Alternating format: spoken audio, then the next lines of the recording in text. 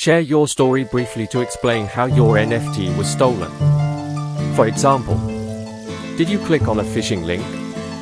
Was your private key seed phrase exposed? Did you authorize a suspicious smart contract? My NFT was stolen recently, and I want to share how it happened so others can avoid this. Here's what went wrong and how you can secure your wallet.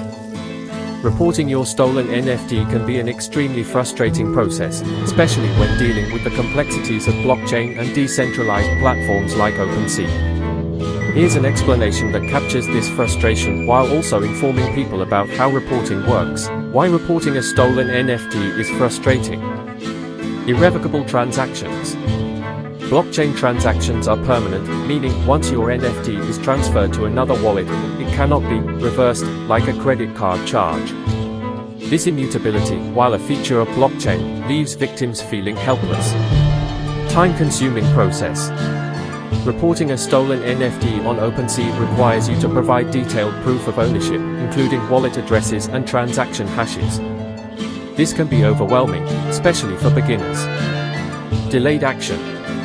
Even after submitting your report, OpenSea's response time can vary, leaving your stolen NFT potentially being traded or listed by the thief in the meantime. Emotional impact.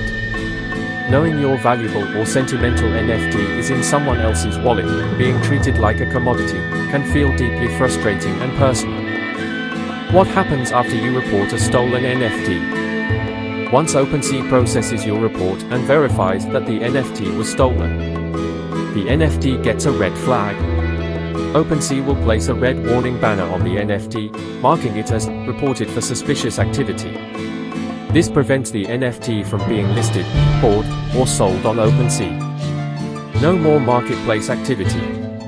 The flagged NFT is effectively frozen on OpenSea, meaning no one can touch it or use the marketplace to trade it further.